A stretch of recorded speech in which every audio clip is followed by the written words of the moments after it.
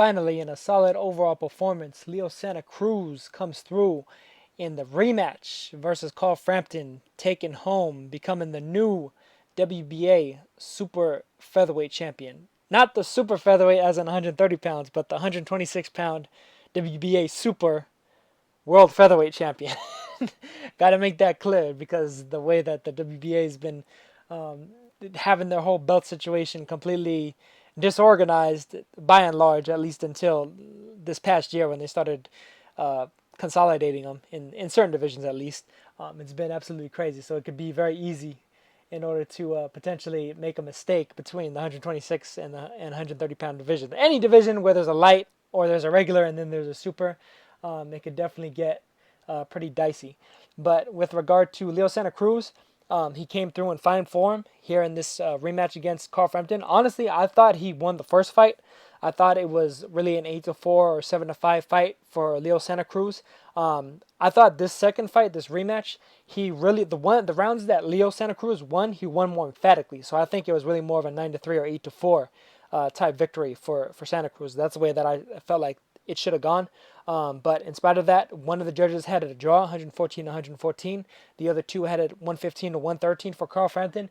And it really just makes me wonder. It's not even necessarily just the fact that are these guys not scoring body punches, but it makes me think of the fact that maybe it's just they're scoring for the exertion that Carl Frampton has shown, that, he's given a good effort in throwing his punches, that, he's really loading up on every shot that he throws and he's throwing just a ton of force into it, whereas Leo Santa Cruz tends to sacrifice a lot of that power for just overall volume and being able to land punches and combination punches and bunches, but without necessarily denigrating the man's power, because you could see several times Santa Cruz would land on Carl Frampton. He would either give him pause, Frampton would go on full defense without even actually throwing any punches immediately after being hit, or he would almost kind of get, momentarily like startled in action where he would stop throwing punches altogether. Not necessarily in a defensive sense, but just, not really throw punches. He would be throwing shots, he would get hit with a clean one, and then he would stop all of a sudden. Well, I'm guessing that was probably because he actually got hit with a shot that stung him a little bit.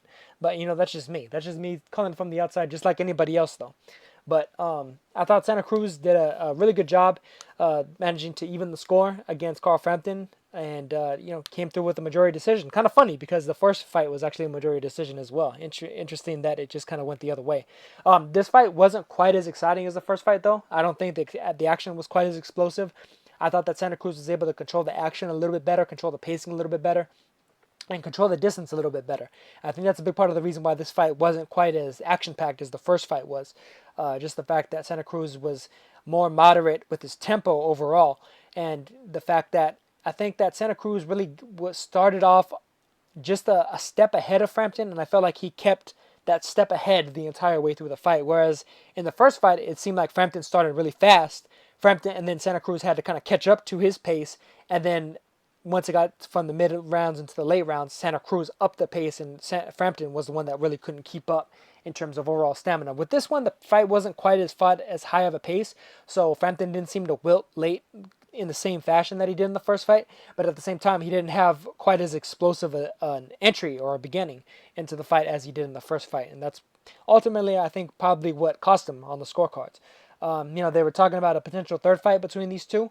Not necessarily sure if that would happen immediately. Depends on exactly how the contracts were negotiated. I know that this fight was an immediate rematch clause from the first fight, so I'm not sure exactly what the stipulation would be for a potential rubber match.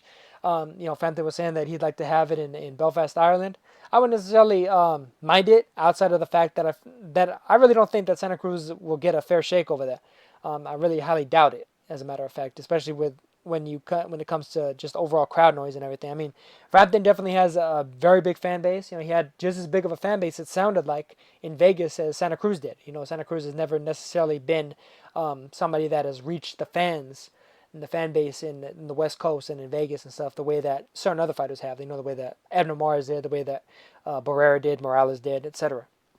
Other fighters that are, of Mexican descent from Mexico, who, plied most of their trade in the U.S. He hasn't really crossed over the way that they were able to, for a number of different reasons, but I won't really get into that right now. But, Santa Cruz, he managed to pull it off, and I wouldn't necessarily mind a rubber match, even if it's not immediate. I definitely think that there's other fights potentially out there for them. I wouldn't necessarily mind seeing a rematch between Santa Cruz and Abner Mares. Mares was in the house. Lee Selby was also there, of course. He was supposed to be fighting on the undercard against Jonathan Victor Barros. Barros wound up not being able to pass the medical exam, so that fight got canceled. So Lee Selby versus Carl Frampton, maybe have that over in the UK, maybe have that in Belfast, Ireland, maybe have Leo Santa Cruz versus Abner Mares back in LA again, the rematch, and then have the two winners meet. I think that'd be a fantastic fight. I also noticed Floyd Mayweather was in the house. I'm not sure if it was because of the fact that he's still trying to get his grips into Mikey Garcia, trying to promote Garcia a little bit as he had been previously, or if he was on the scouting report basically for the main event because of the fact that he promotes Carlos Zambrano, who's actually the WBA interim champion. Abner Mares is the WBA regular champion. Leo Santa Cruz is now the WBA super champion. And Carlos Zambrano, Peru, is the WBA interim champion. He actually has a fight coming up with Claudio Marrero on what should be a TMT card coming up here in the near future. So he's probably in the mix as well. So, we may see Floyd promoting one of these cards with some of these fighters in the featherweight division as well, considering that he already has Marrero signed to TMT. But I think any one of those fights is a fantastic fight. You got Gary Russell Jr. out there as well still, and then you got Oscar Valdez, rolling around with top rank, so it might be a bit more difficult to make fights with him, with Valdez in particular. They've been talking about Valdez potentially fighting Nonito Donaire coming up. I think Valdez probably does some serious damage to Donaire. Not really necessarily a big fan of that fight. I think it's like almost like a retirement, the gold watch of retirement for Donaire, more than anything. A nice payday to go out on and pass the torch off to another young gun, another young lion out in the general featherweight area.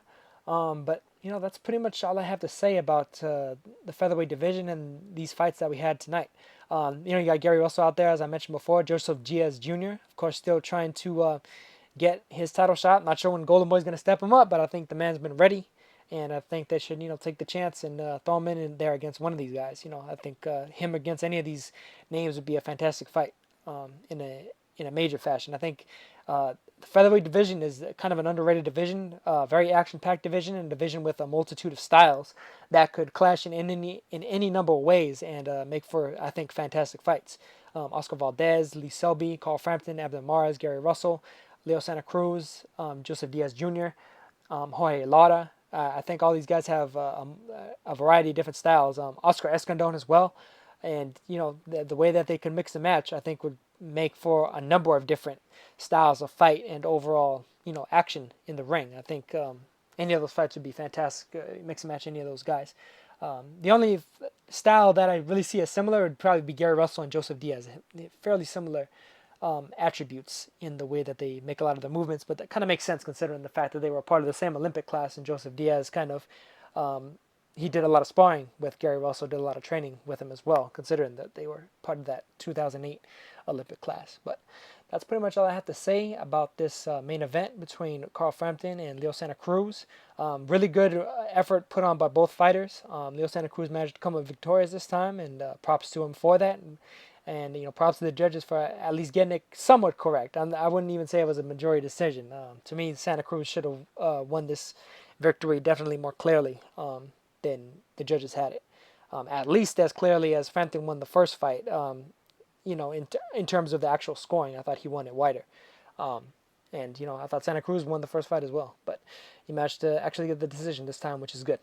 So, right winners, and a good night of boxing overall. I already did my videos about the other fights, and just a solid night of boxing. It's great to see great fights, solid action, and the right man actually getting the decision. So, that's all I got to say about that, and I'll catch you guys in the next one. Peace.